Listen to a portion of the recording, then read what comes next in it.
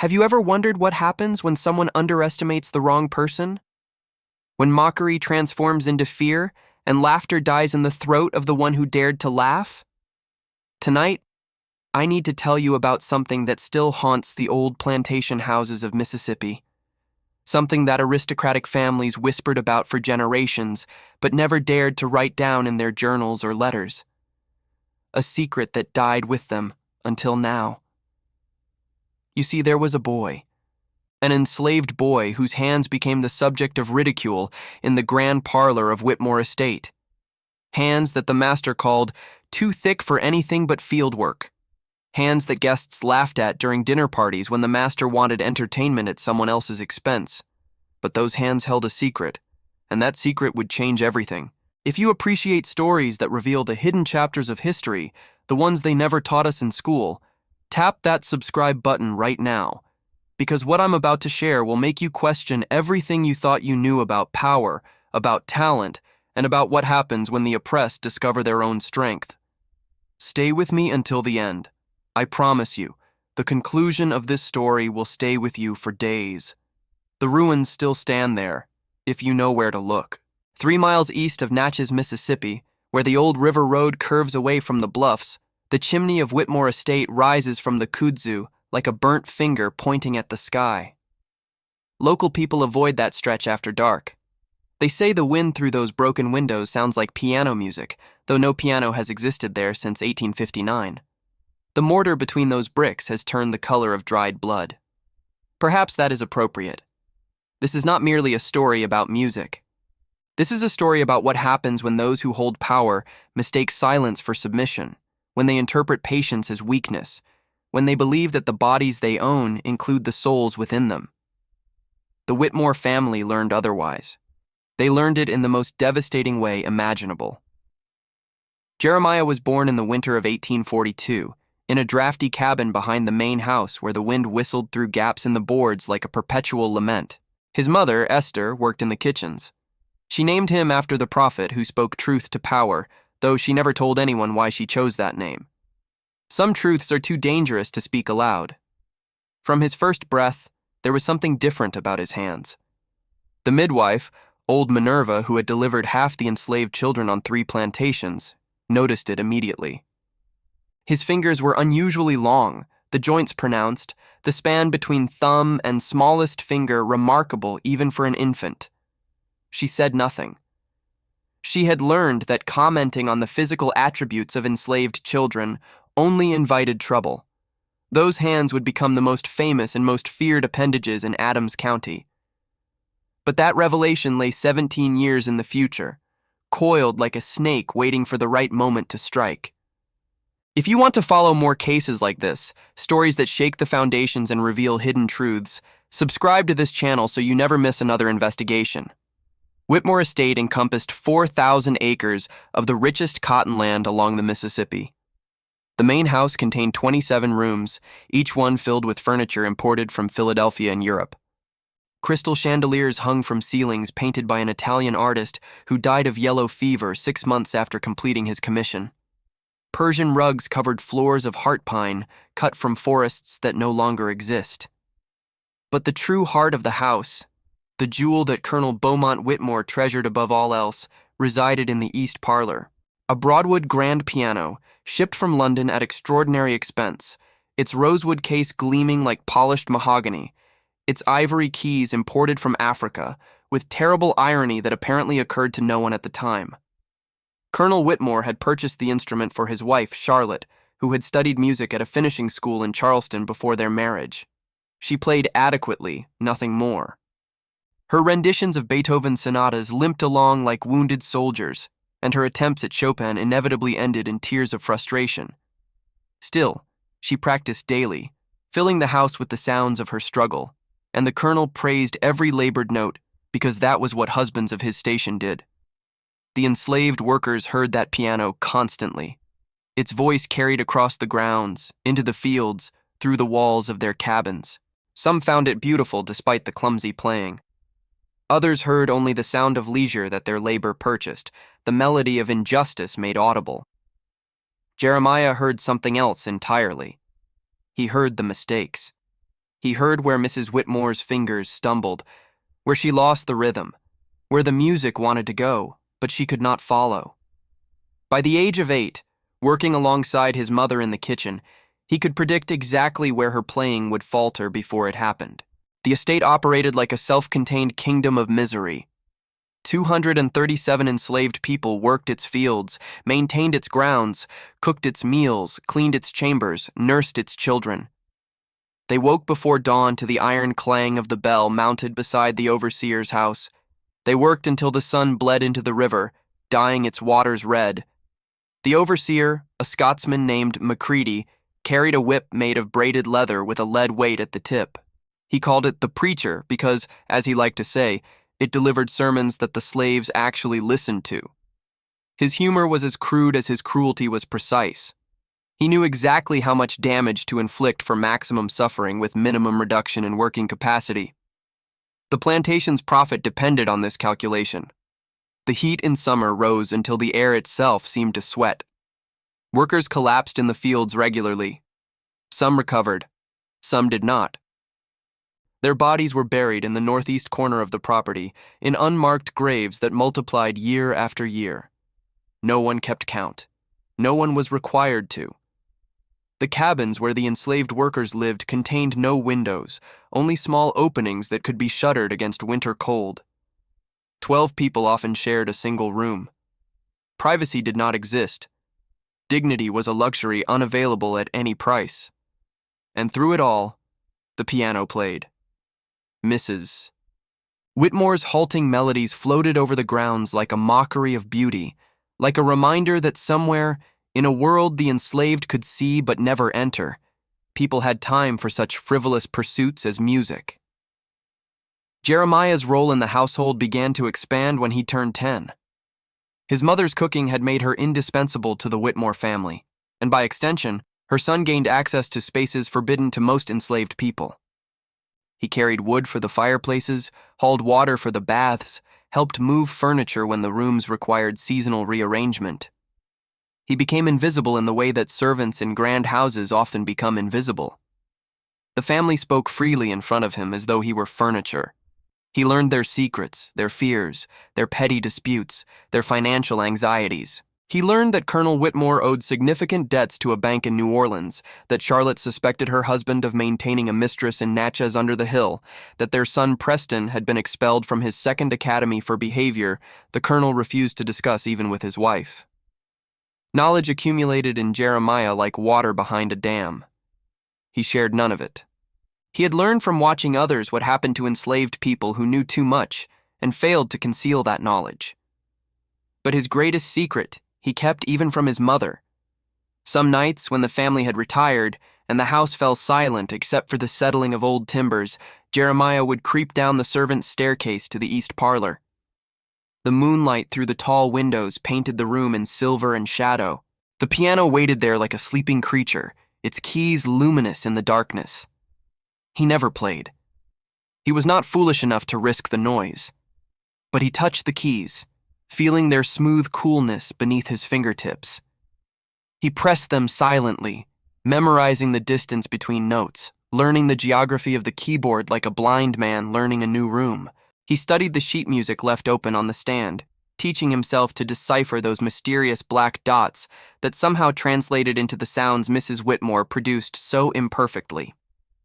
In the fields during the day, while his hands performed whatever task was assigned, his mind wandered through the music he had studied the night before. He heard it in his head, complete and perfect, the way he somehow knew it was meant to sound. His fingers moved slightly, unconsciously, against whatever tool he held, playing invisible keys, rehearsing for a performance that seemed impossibly distant. Other enslaved workers noticed these small movements and thought him touched by some strange affliction. They worried for him quietly, the way they worried for anyone who seemed different, anyone who might attract attention from those who held power over their bodies and their lives. His mother noticed too. One evening, while they shelled peas together in the kitchen's dying light, she asked him what he was doing with his fingers. He told her they cramped sometimes from work. She accepted this explanation because the truth was too dangerous to speak, even between mother and son. The paradox of Jeremiah's existence deepened with each passing year. He occupied two worlds simultaneously, visible in neither, belonging to both. In the slave quarters, he was Esther's quiet son who kept to himself. In the main house, he was the shadow that carried firewood and emptied chamber pots. Between these worlds, in the midnight hours when the piano keys cooled beneath his silent touch, he was something else entirely. He was becoming a musician without making a sound. Leave a comment saying never give up on truth if you believe justice should reach all the oppressed. The atrocities of Whitmore Estate accumulated like sediment in a river, layer upon layer of suffering compressed by time into something almost geological. Each week brought new horrors, each month some fresh reminder that the people who lived and died there possessed no more standing in the eyes of the law than the cattle in the pasture. Jeremiah witnessed the breaking of Solomon, a field hand who had tried to teach himself to read using an old Bible he had found in the rubbish. Macready discovered him with the book and decided to make an example. The whipping lasted until Solomon lost consciousness. When he woke, Macready had him whipped again. The man's back never healed properly. He walked stooped for the rest of his short life, like a man perpetually bowing to an invisible master. Jeremiah witnessed the separation of Ruth from her 3 children, sold to different buyers at auction in Natchez to settle a gambling debt Colonel Whitmore had accumulated during a particularly unfortunate evening. Ruth's screams echoed across the property for hours after the sale. Within a week, she had stopped eating. Within a month, she was dead. Macready recorded the cause as fever in the plantation ledger. Jeremiah witnessed the killing of Thomas, an elderly man who had committed the offense of being too slow in removing his hat when Colonel Whitmore rode past. The colonel had been in a foul mood that day, having received troubling news from his banker. He shot Thomas with his pocket pistol, as casually as he might shoot a snake in the garden. He made the other enslaved workers dig the grave while Thomas's body still cooled in the afternoon sun. Each horror inscribed itself on Jeremiah's memory. He carried these images the way his people had always carried their burdens, in silence, with no visible sign of the weight that threatened to crush him. But something was changing inside him, some fundamental chemistry of the soul that was slowly transforming passive suffering into something else. At night, in his dreams, the piano keys turned red beneath his fingers. The music that emerged was not Beethoven or Chopin, but something older and stranger, something that sounded like the cry of his people compressed into harmony, turned into weapon. He began to understand that his gift was not merely musical. It was a form of power that those who enslaved him could not comprehend and therefore could not control. In a world where he owned nothing, not even his own body, he possessed something that could not be taken from him, something that existed in the invisible architecture of his mind. Mrs. Whitmore continued her daily practice. Jeremiah listened with new ears, hearing not just where she failed, but understanding why she failed. She played the notes, but not the music. She moved her fingers, but not her soul. The piano was a piece of furniture to her, an accomplishment to display like the crystal and the silver. She did not understand that music was a living thing, that it had depths and currents and dangerous undertows. He understood. He had learned from suffering what she could never learn from her comfortable lessons in Charleston. The moment that changed everything arrived in the summer of 1857, in the peculiar stillness of an August afternoon when the heat had driven everyone who could into whatever shade they could find. Esther collapsed in the kitchen while preparing the midday meal. She had been feeling poorly for weeks but had hidden it, knowing that illness was a luxury enslaved people could not afford. By the time Jeremiah reached her side, her skin had turned the color of ashes and her breathing had become a terrible rattling sound. The plantation doctor, a perpetually drunk man who served primarily to certify the health of enslaved people being sold, diagnosed consumption. He gave her 3 months. He was wrong. She lasted 6 weeks. During those 6 weeks, Jeremiah barely left her side. The Whitmores surprisingly allowed this. Charlotte had grown fond of Esther's cooking over the years and felt something that might have been genuine grief at losing her. She even sent a bottle of laudanum to ease the dying woman's pain, a gesture of kindness that cost her nothing, but that she expected to be remembered and appreciated. In her final hours, Esther spoke to her son with the urgency of someone who knows that time has nearly run out. She told him things she had never dared tell him before, secrets about his father, a field hand who had been sold away before Jeremiah's birth, a man with hands like his, and a voice that could make the work songs sound like prayers. She told him about the night she had crept into the parlor when Jeremiah was 4 years old and held his sleeping hands to the piano keys, feeling some strange certainty that her son was meant for something greater than the life that had been assigned to him. She told him she had seen him practicing his silent performances and had never said anything because some truths are too precious to risk speaking aloud. And in her last breath, she whispered something that sounded like, "The music will set you free." Or perhaps it was, "The music will set them free." Jeremiah would never be certain. The distinction would come to matter enormously. They buried her in the northeast corner with the others, in an unmarked grave that Jeremiah marked privately with a smooth white stone from the riverbank. He did not weep at the burial.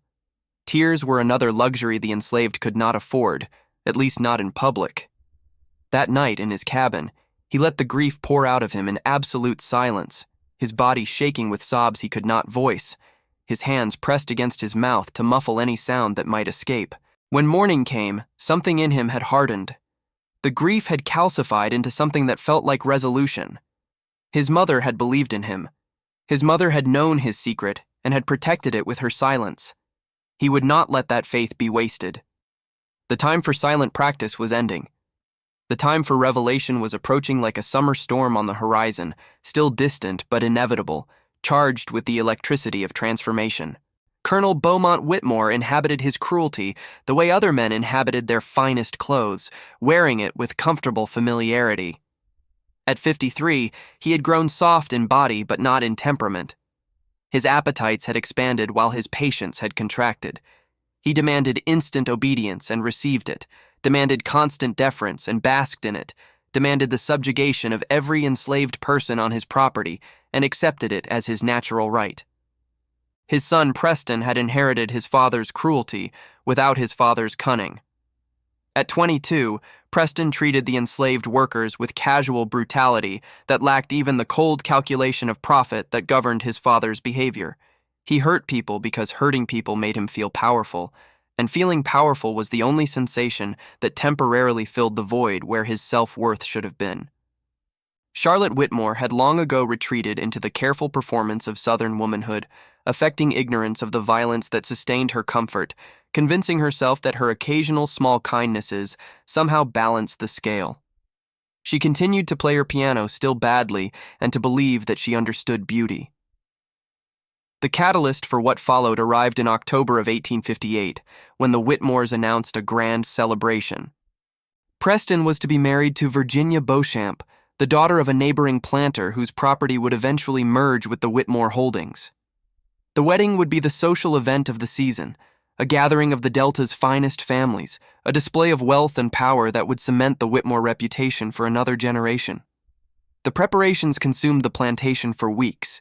Enslaved workers labored through the nights to clean and polish and arrange. The gardens were manicured to perfection. The silver was polished until it blazed. The house itself seemed to straighten its shoulders and puff out its chest like a man preparing to be admired.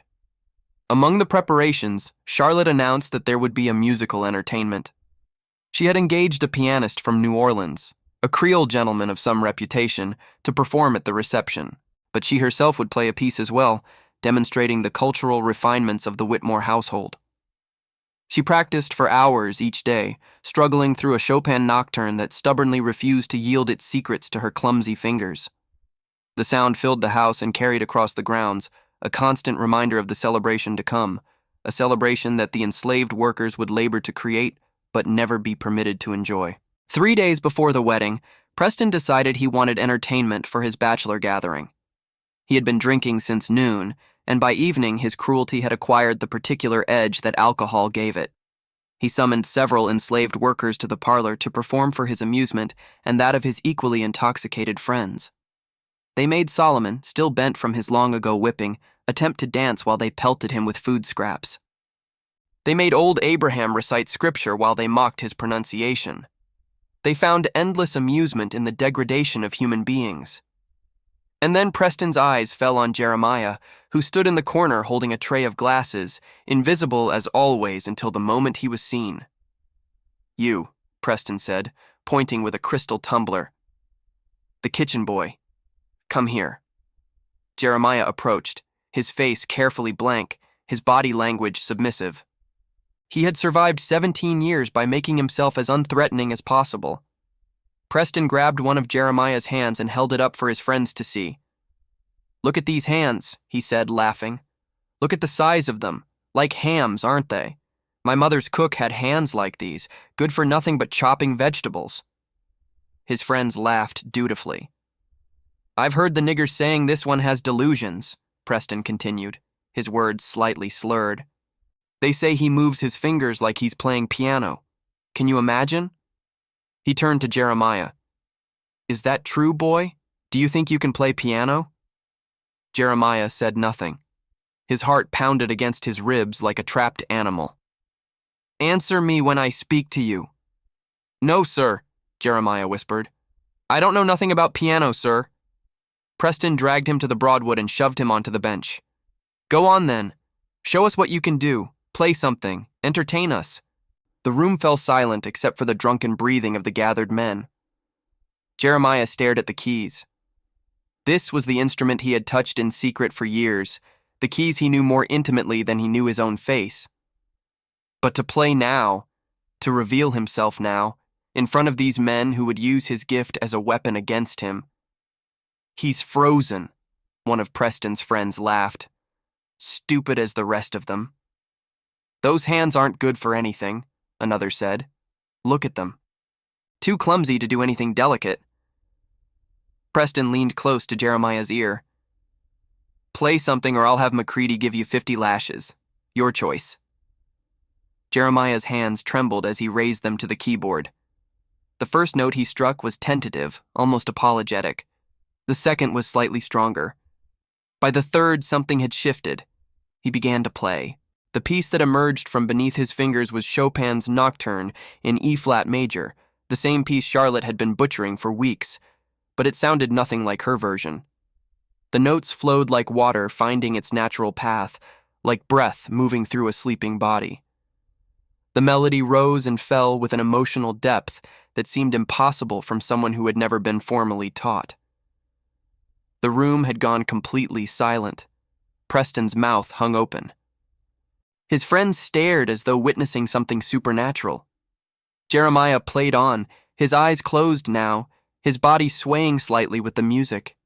Years of silent practice, of pressing keys without sound, of hearing the music only in his mind, all of it poured out through his fingers in a torrent of beauty that seemed to fill the room to bursting. When the piece ended, the silence that followed was absolute. Then Preston grabbed Jeremiah by the collar and threw him to the floor. You made a fool of me, he hissed. You've been hiding this. You've been laughing at us, haven't you? All this time pretending to be stupid when really... He kicked Jeremiah in the ribs. His friends joined in, raining blows on the young man who lay curled on the floor, protecting his hands, always protecting his hands because he understood now that those hands were the only power he possessed in a world designed to deny him any power at all. They beat him until they were tired, then had him dragged to the punishment shed and chained there to await McCready's attention in the morning. Jeremiah lay in the darkness, his body screaming with pain, his mind strangely calm. Something had crystallized in him during that beating, some final understanding that had been forming for years. He had revealed himself. There was no going back. The only question now was what he would do with whatever time he had left. His mother's last words echoed in his memory. The music will set them free. In the darkness of the punishment shed, surrounded by the implements of torture that McCready would use on him come morning, Jeremiah began to plan. The wedding day arrived with the particular cruelty of beautiful weather. The sky stretched blue and cloudless above Whitmore Estate. The gardens blazed with late autumn flowers. The house gleamed white in the morning sun, looking for all the world like a temple to civilization rather than a monument to barbarism. Colonel Whitmore had been furious when he learned what Preston had done. Not because of the beating, Jeremiah's suffering mattered nothing to him, but because he had heard the boy play. He had heard, through the door of his study, a few bars of that Chopin Nocturne. and what he heard had made him pause in the middle of signing a letter. The boy had talent. Real talent. The kind of talent that could be displayed, that could be shown off to guests, that could enhance the reputation of the Whitmore household. And Preston had damaged him, possibly permanently. But as it turned out, Jeremiah's injuries were not as severe as they appeared. His hands, which he had protected above all else, were unmarked. His ribs were bruised but not broken, and the colonel, always looking for ways to display his possessions, had conceived of a plan. The wedding reception would include a surprise entertainment. After the hired pianist from New Orleans performed, after Charlotte played her labored Chopin, the colonel would produce his own pianist, an enslaved boy with extraordinary gifts. The guests would be astonished, the colonel would be modest. "Just something I discovered among my property," he would say. "One finds treasures in the strangest places." He had Jeremiah brought from the punishment shed and cleaned up. He had him dressed in simple but presentable clothes.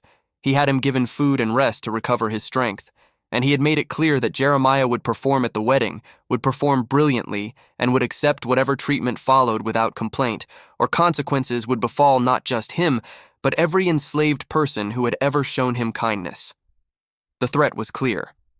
The colonel knew how to find leverage. What the colonel did not know, could not possibly have imagined, was that Jeremiah had spent his night in the punishment shed not despairing but planning. What looked like submission was preparation. What seemed like defeat was merely patience assuming a new form. The guests began arriving in the early afternoon.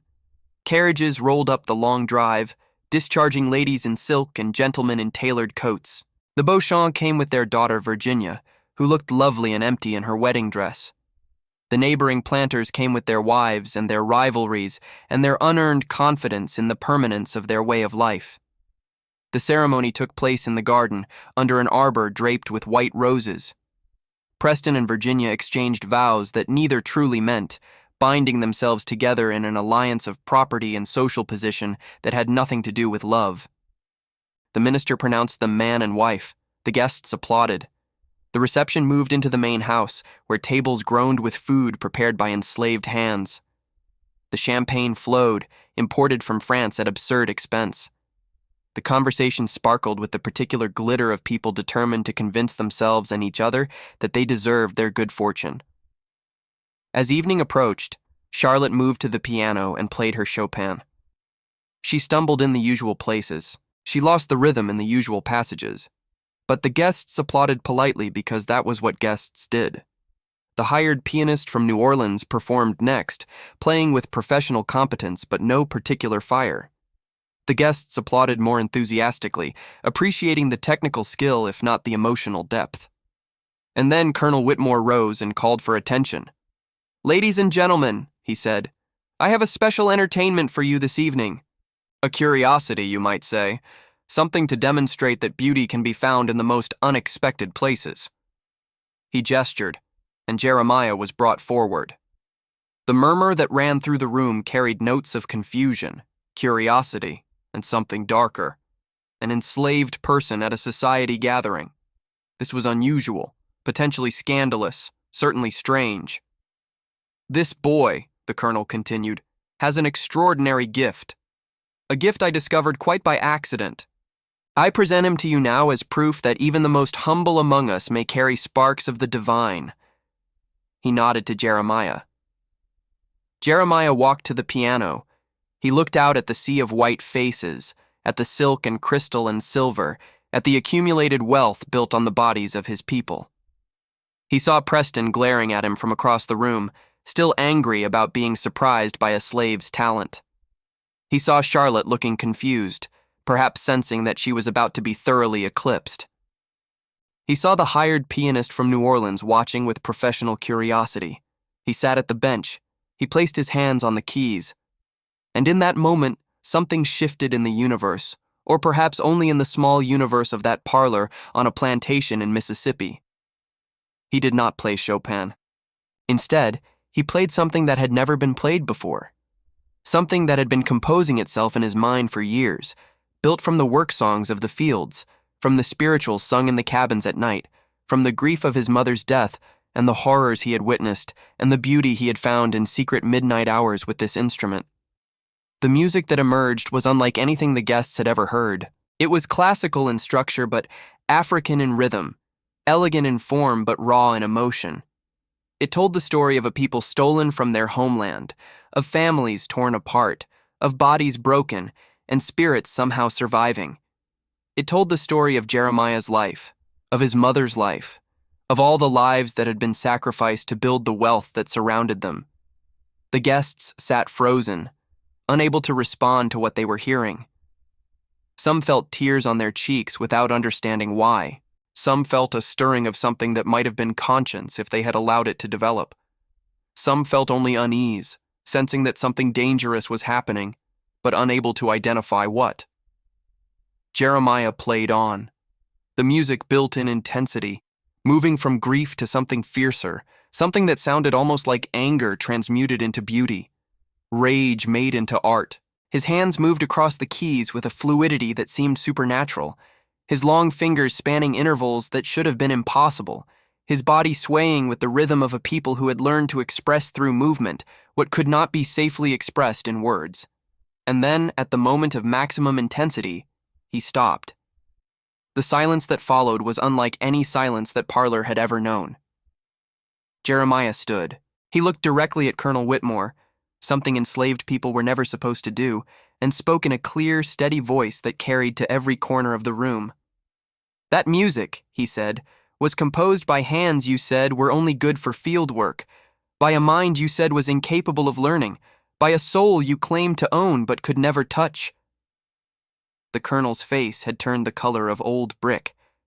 Preston was pushing through the crowd, murder in his eyes. "You may do what you wish to this body," Jeremiah continued, "but the music will outlive us all. And one day, people will know that beauty existed in the places you created only for suffering." What happened next occurred so quickly that witnesses would later disagree about the details. Some said Jeremiah made a move toward the colonel. Some said he simply stood his ground. Some said Preston struck first. Some said Macready, who had been summoned when the performance began to seem dangerous, was the one who initiated the violence. But all agreed on what followed: chaos. In the commotion, someone knocked over a candelabra. The flames caught the edge of a tablecloth and spread with terrible speed. The room filled with smoke and screaming. Guests trampled each other trying to reach the doors. And in the confusion, Jeremiah disappeared. He was not alone in his disappearance. In the weeks that followed, it became clear that 17 other enslaved people had used the chaos to escape. They had been prepared, waiting for a signal that Jeremiah had somehow communicated despite being watched constantly. The fire, whether planned or accidental, had provided the cover they needed. Macready led the search parties. They combed the swamps and forests for miles around. They posted rewards. They threatened and tortured those left behind for information. They found nothing. The colonel offered a reward of $1,000 for Jeremiah's capture, an enormous sum that testified to his rage more than any hope of recovery.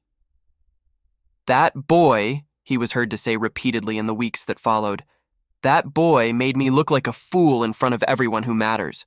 When I find him, I will make an example that will be remembered for 100 years. He never found him." But stories began to filter back from the north, rumors and whispers that gradually coalesced into something like legend.